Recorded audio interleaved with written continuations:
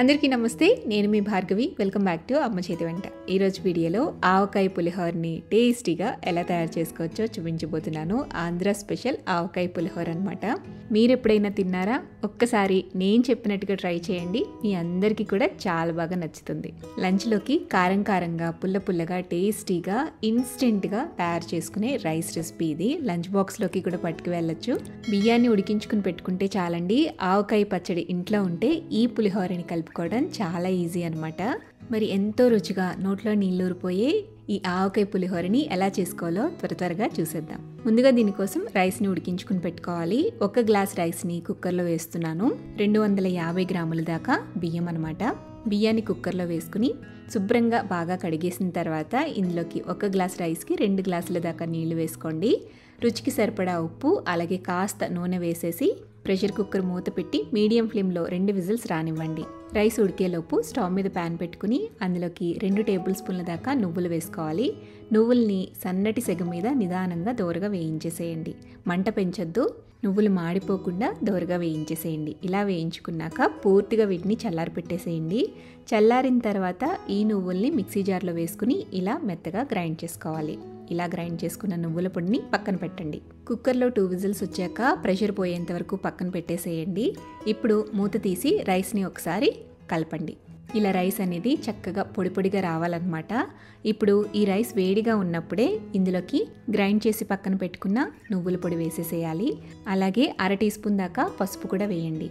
పసుపుని నువ్వుల పొడిని కూడా అన్నం వేడిగా ఉన్నప్పుడే ఇందులోకి వేసి బాగా కలిపేసేయాలి.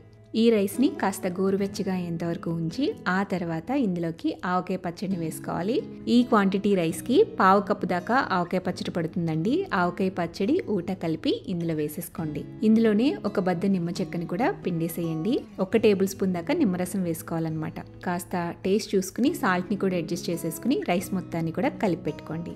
ఇప్పుడు ఈ అన్నానికి మనం తాలింపు పెట్టుకోవాలి. పులిహోర తాలింపు పెట్టుకుందాము. దానికోసం స్టవ్ మీద ప్యాన్ పెట్టుకుని ప్యాన్లోకి 2 టేబుల్ స్పూన్ల దాకా ఆయిల్ వేసుకోవాలి. 1 టేబుల్ స్పూన్ దాకా నెయ్యి కూడా వేసుకోండి.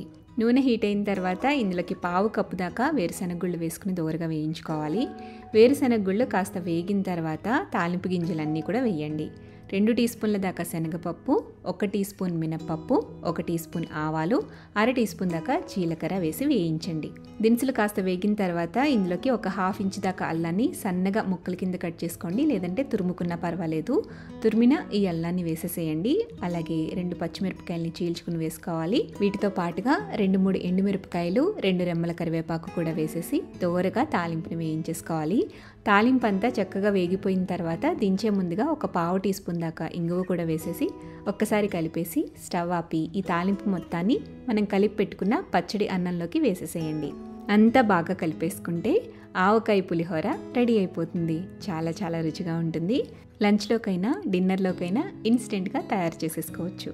నెక్స్ట్ టైం మీరు ఆవకాయ పచ్చడితో ఇలా పులిహోర కాంబినేషన్లో మీరు తాలింపు పెట్టి చూడండి. టేస్ట్ చాలా బాగుంటుంది.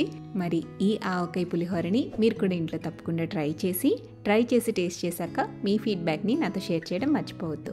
వీడియో నచ్చితే లైక్ చేయండి. మీ ఫ్రెండ్స్కి రిలేటివ్స్కి షేర్ చేయండి. మరిన్ని టేస్టీ సింపుల్ క్విక్ రెసిపీస్ కోసం అమ్మ చేతి వంట ఛానల్ని సబ్స్క్రైబ్ చేయండి.